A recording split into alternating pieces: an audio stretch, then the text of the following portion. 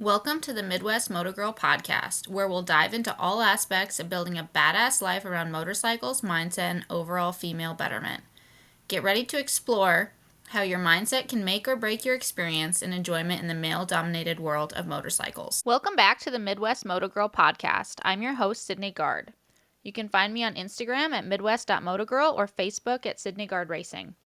So thanks for joining me today for episode 2, where we're going to talk about feeling comfortable on your motorcycle.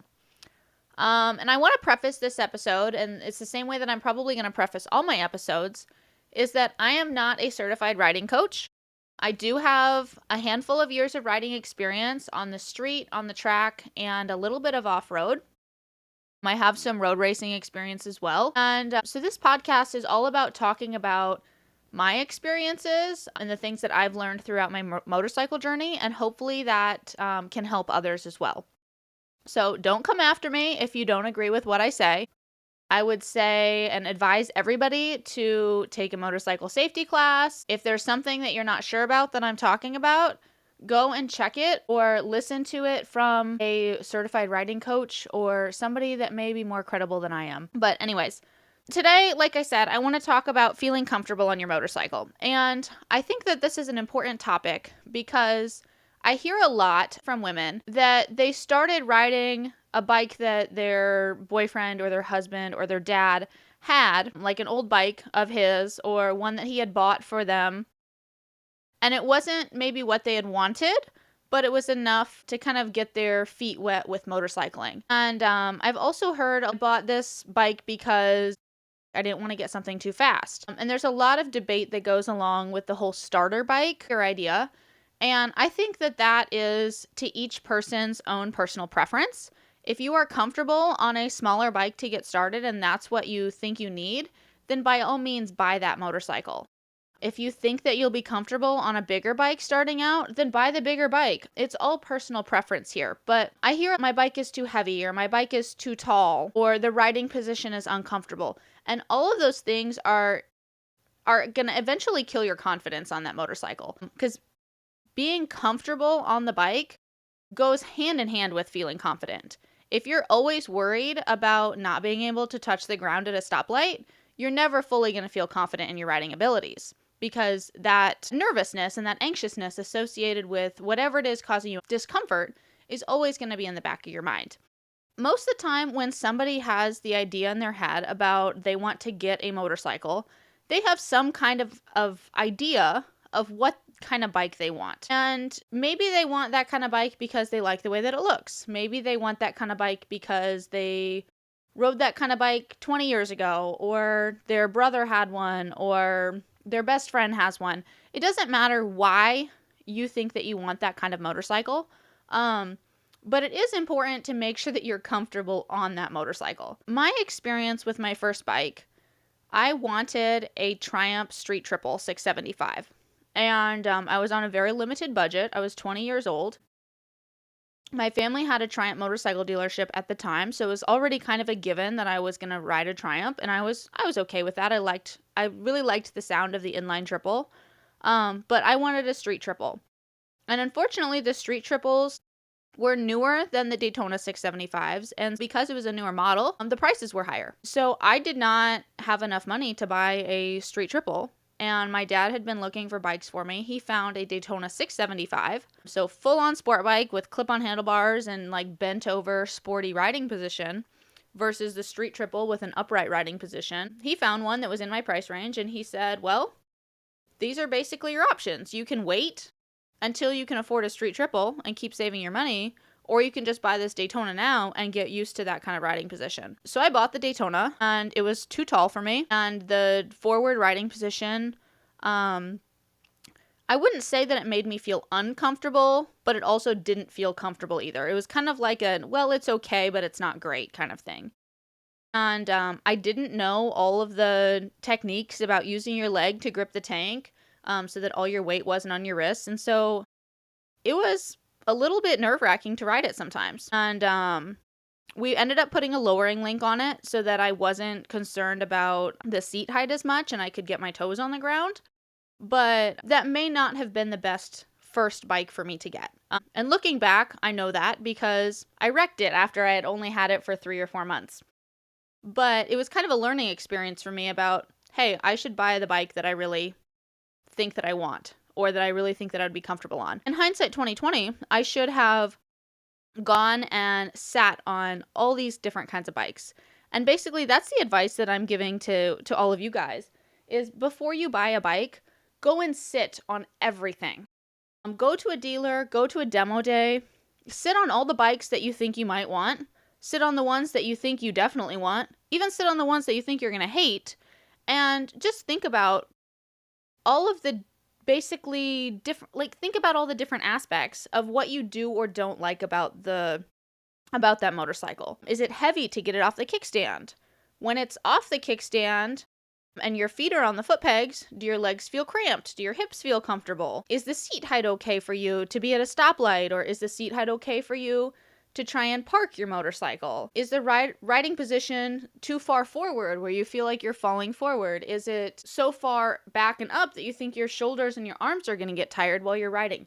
Think about all those different things. And something that I did not think about very much was how fast that motorcycle is, or what its capable speeds are. And so I knew that a 600cc sport bike was a lot faster than what my riding abilities could handle. And because I knew that, I was just like really gentle with the throttle, which was totally fine until I started going to the racetrack. So when I started going to the racetrack, I bought a second Daytona 675 for my track bike. And by that point, I had wrecked my first 675. I had bought a newer 675 that was nice. Didn't want to wreck it or ruin it if I went to the racetrack. That theory is silly as well. And I'll get into that later on, probably in a different episode. But I bought a cheap, inexpensive Daytona 675. And I bought that because it already had rear sets on it. It was mostly set up for track riding. It was not set up for racing, but track riding it was okay for, with case covers and an exhaust, like I said, rear sets on it, nothing major. But it was at a price that I could afford, and I thought there was a good price for the risk that what happens if I wreck it. I was much more comfortable wrecking something that cost me $3,000 versus something that cost me $9,000. But when I first said that I wanted to go to the track, I went to a dealership and I sat on all these different bikes. And when I first thought that I wanted to go to the track, I said I should buy a 300 and I should get a slow bike because I don't want to wreck. And instead of saying I don't want to wreck, I probably should have had a different mindset about it. But again, that was a long time ago. Hindsight 2020. I've learned a lot since then.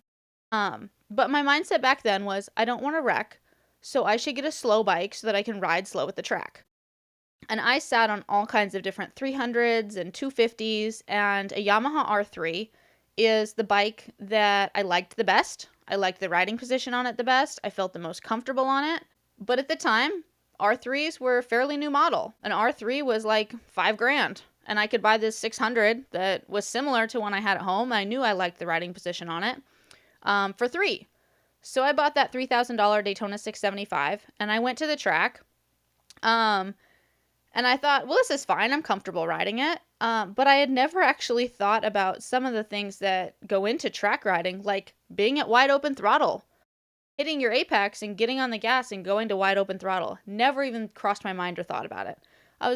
My thought was just, well, I'll accelerate to a speed that I'm comfortable at, and then I'll just basically use maintenance throttle. I don't need to be at wide open throttle. And so I did that, and it was fine. Until I started picking up a lot of really bad habits because of it. And even today, now that I'm racing an R3, a Yamaha R3 that I originally wanted 7 years ago, I'm still breaking bad habits from riding a bike that was faster than what I was comfortable riding at the track. I hope that makes sense. Back to, I guess, number 1. Make sure you buy the bike that you're comfortable on. And think about how you're going to ride that motorcycle. Are you going to go to the track? If you think you're going to go to the track in the near future and you're not comfortable being at wide open throttle on that bike, Well, you may want to think about, is this the right bike for me? Or maybe it is. Maybe you want something that's versatile that you can do both and you're okay with not being at wide open throttle. That's totally fine. But it's just something to think about.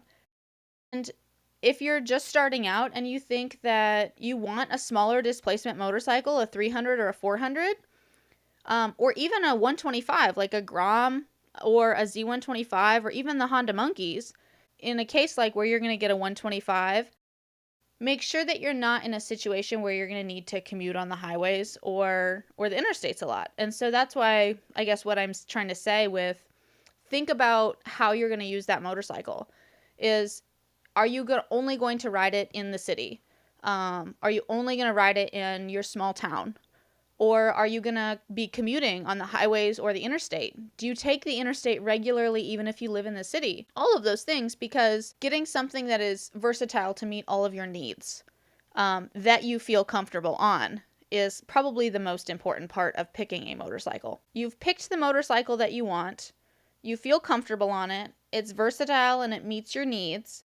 Now you just have to practice. Feeling comfortable will come the more you practice. And the parts that make you uncomfortable, I'm not saying go and do all the things that make you uncomfortable, but do them a little bit.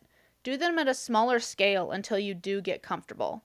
So for example, if you're scared of the interstate or interstate makes you nervous because of the higher speeds or the lot of traffic or maybe a combination of the pair, maybe you ride on the interstate with someone that you trust during times of the day where you're not going to have a lot of traffic. Or maybe you get comfortable, if it's the speed, for example, maybe you get comfortable riding on the highway, where you're riding on a highway outside of town. You can get up to that 65, 70, 75 mile per hour speed to get you comfortable with those speeds, but you don't have to worry about all the traffic and changing lanes and merging and all of that. You're just out on the highway. Or maybe turning makes you really, really nervous. That's where go to a parking lot and just practice turning. Ride around in circles. Ride figure eights. I've been riding for 11 years, and lately I have been taking my Z125 and going to parking lots to practice turning.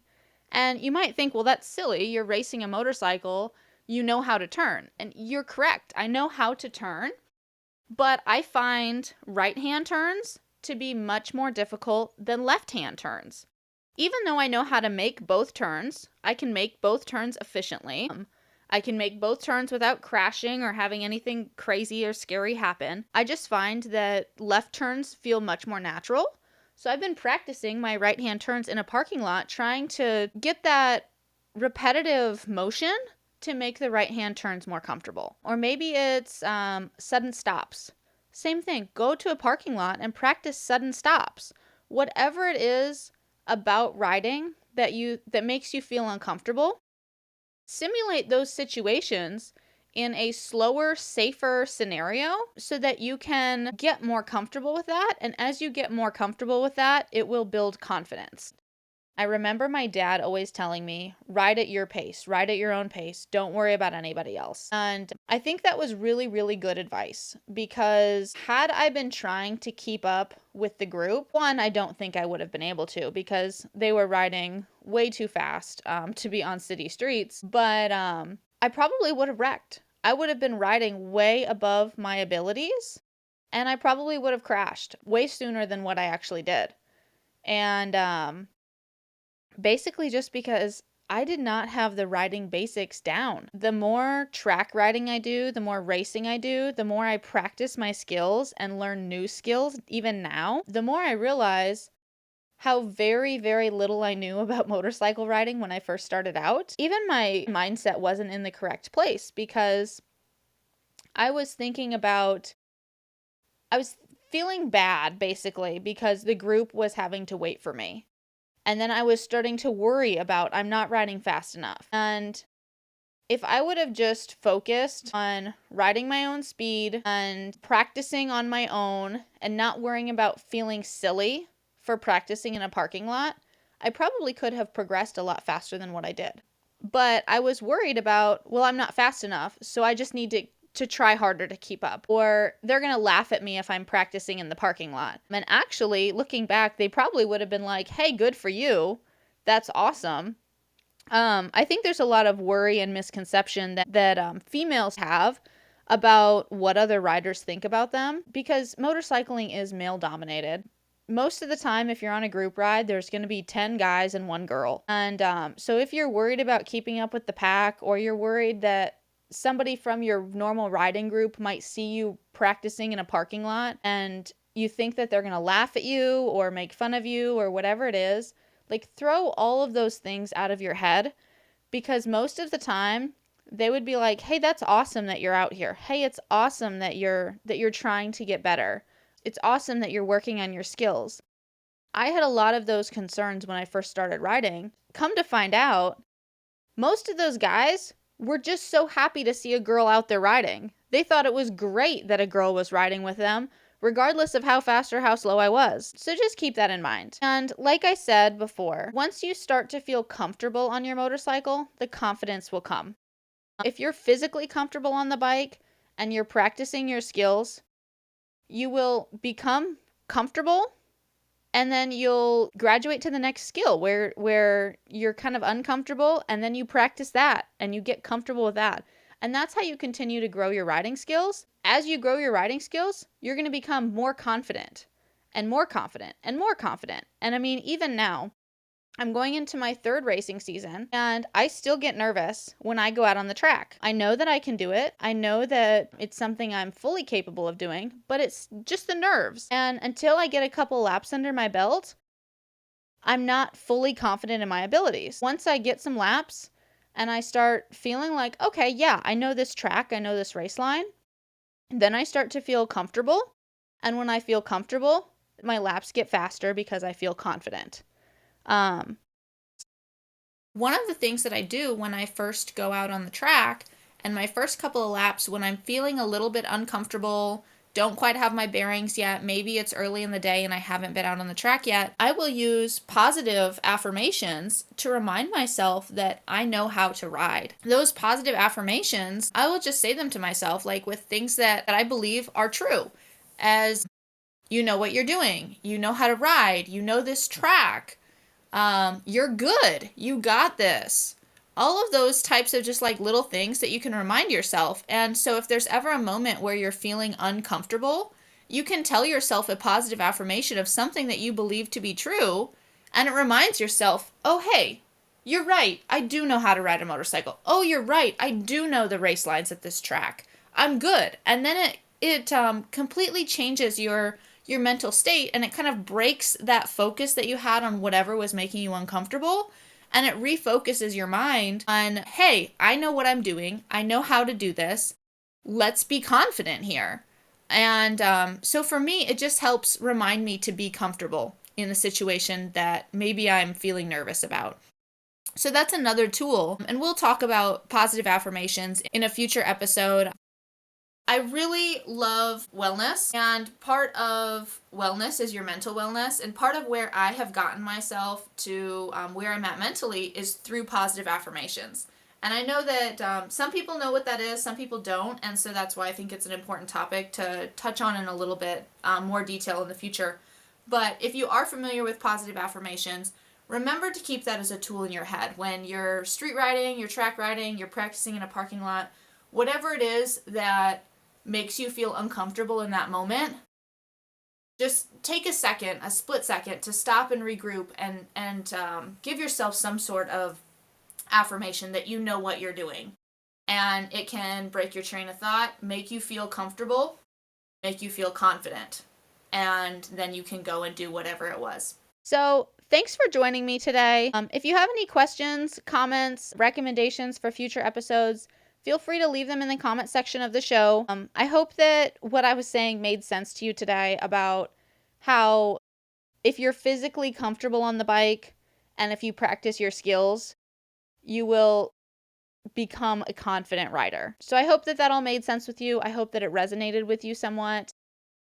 And please give me recommendations in the comments on what I can do better for future episodes. So thanks again. I love having everybody here. and I'm excited for more episodes and to see what kind of feedback you guys give.